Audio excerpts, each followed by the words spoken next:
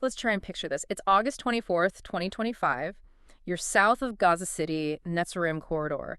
The air is just thick with dust, desperation. Hundreds of people, faces just gaunt with hunger, pressing forward. Shoulder to shoulder. Yeah, exactly. Towards this distribution point. Not for anything fancy, just survival. Food for their kids, for themselves. You can almost see the hope mixed with just sheer despair. Absolutely. And then bang, gunfire just rips through the air, screams, chaos, people scattering, falling, 4 killed, others hurt, just trying to get maybe a bag of flour. It's horrifying to even visualize. That scene, that exact moment, it's really the core of our deep dive today. We're looking into this escalating humanitarian catastrophe in Gaza. It's beyond a crisis now. Famine's been declared. Officially. And just trying to get aid is lethally dangerous. The human cost just climbing. We've gone through so many firsthand accounts, reports, analyses. It paints a devastating picture, honestly. Yeah, and what we really want to do here for you listening is to kind of cut through all that noise. Extract the most critical bits from these reports, help you understand not just what's happening, but the layers, the complexity, the sheer impact on lives. Especially now, things feel like they could get even worse. Right. We want you to feel the weight of it beyond just the headlines. Exactly. Because that Netzarim incident, those 4 people killed seeking food, it's not isolated. Not at all. It's a symptom, really, of this much bigger crisis that's just swallowing Gaza whole.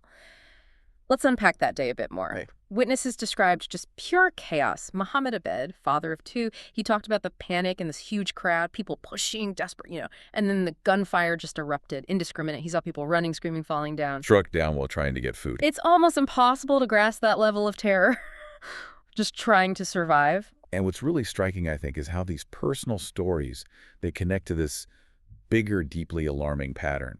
There was another witness, Aim Syed. He helped 2 wounded people right after, both shot in the shoulder, another in the leg. Right. Al-Ada Hospital confirmed the deaths, the injuries, and they're operating under this crushing strain already.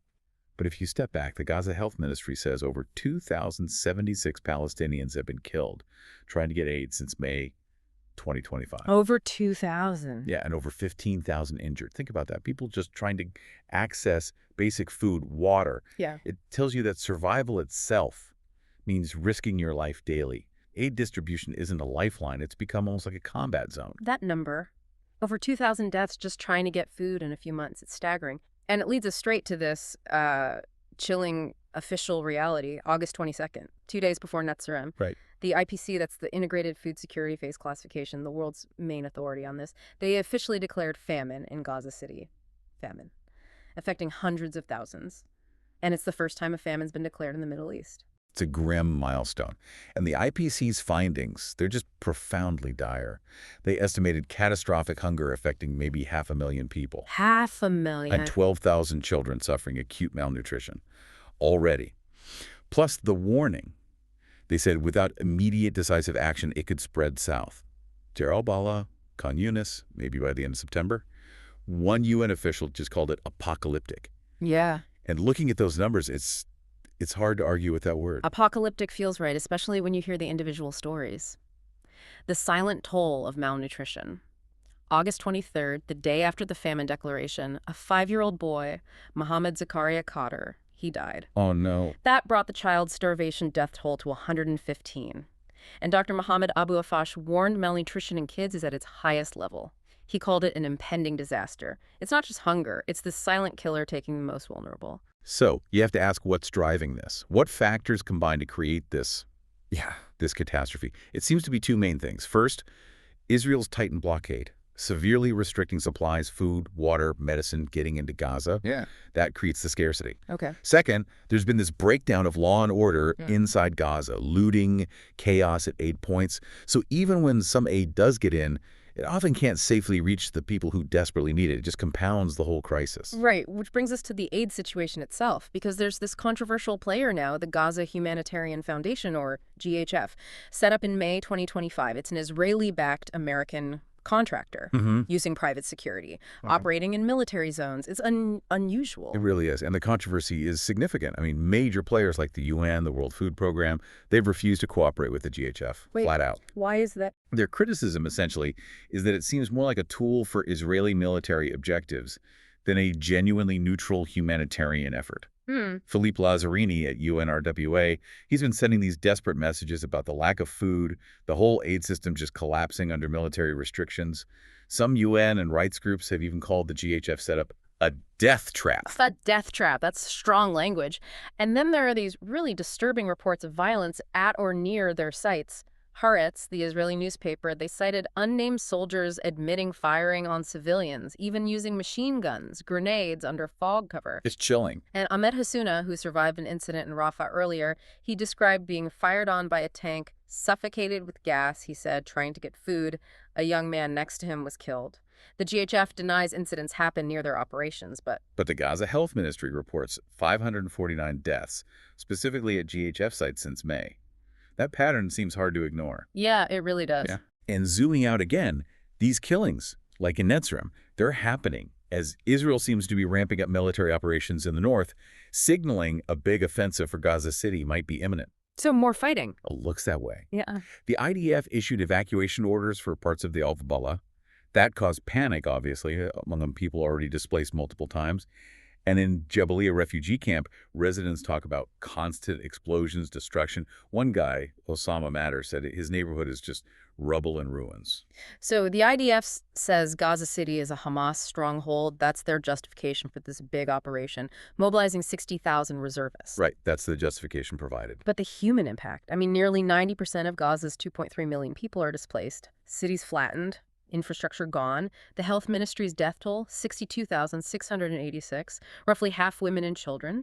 The scale is immense. And that leads to backlash, both inside Israel and internationally. On August 24th, protests in Israel blocked highways, people demanding hostage releases, but also demanding an end to this planned Gaza City offensive. They're scared for their loved ones. Understand. And internationally, the UN Security Council condemned the planned displacement. With, over 80% of Gaza City already in ruins, only 4 hospitals barely working. The question everyone's asking is, how much more can Gaza take? The global alarm is definitely rising. August 22nd, you had the UK, EU, Australia, Canada, Japan put out this joint statement, really powerful, saying, famine is unfolding in front of our eyes, urging unrestricted aid access. Yeah, strong words. The Red Cross also reminded Israel of its obligations under international law to meet civilian needs. German officials criticized the escalation too, basically saying it's making a ceasefire seem even harder to achieve. But the ceasefire talks mediated by the U.S., they seem stalled. Completely stalled, it seems. There was that moment after President Trump met with Prime Minister Netanyahu in August 25. Trump claimed a deal was imminent, maybe hostages released. But nothing happened. And then you have Netanyahu controversially saying starvation reports are Hamas lies, which is just directly contradicted by all the aid agencies, the UN, the IPC declaration. The evidence of famine is overwhelming. It's a denial of verified facts. It's so important to keep coming back to the individuals caught in this. We hear from Kareem, a nurse displaced 12 times. He wrote in his diary that going for food is like a death lottery. A death lottery. Imagine feeling that way about getting food. Or Salim Daher, a teacher in Jabalia, seeing weaponized robots planting explosives, fueling fears of being forced out permanently. And Rita Hijja, a mother in Gaza City. Her daughter lost 9.5 kilos from malnutrition. Her voice was trembling when she said, "We have no clean water, no food, no hope." Those words. No hope. That just cuts through everything, doesn't it? Yeah. That's the human cost right there. Exactly. I mean, let's remember, Gaza isn't happening in a vacuum. It's part of this wider regional picture. Same day as the Netzarim incident, August 24th, raids in the West Bank, 25 Palestinians arrested. A few days before, a new settlement block approved in the West Bank. Which drew condemnation. Yeah, 21 foreign ministers condemned it, saying it undermines any chance of a Palestinian state. And remember, the International Court of Justice already ruled the occupation and settlements illegal. It's all interconnected. It destabilizes everything, makes any path forward just incredibly difficult. So wrapping this up, what we've seen in this deep dive is just this multi-layered crisis, a declared famine, lethal violence where aid should be, a looming offensive, and just overwhelming suffering, especially for kids. The people of Gaza, they're not numbers. They're individuals fighting to survive against impossible odds. It really forces you to ask, doesn't it, for all of us listening? Given the world saying famine is unfolding, given the evidence, the suffering we see, the constant escalation, what does that actually mean? What responsibility does the world have when getting food becomes a death lottery? How do we make sure these stories, Kareem's, Rita's, Salim's, aren't just forgotten? that the call for action actually means something. It's a heavy question to end on.